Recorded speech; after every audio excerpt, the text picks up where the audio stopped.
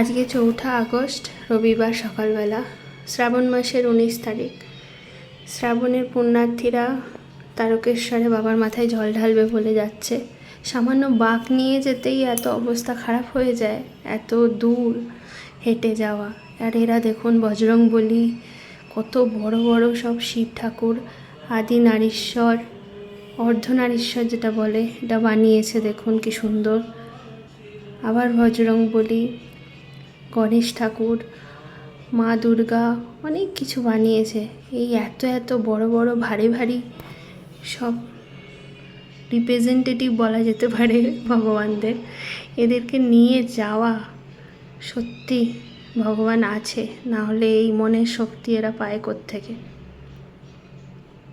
সবাই বসে পড়েছে ক্লান্ত পুণ্যার্থীরা, আবার হাঁটছে, আবার যাচ্ছে।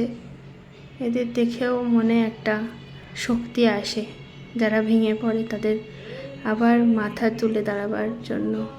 আদি মহেশ্বর আশীর্বাদ করো।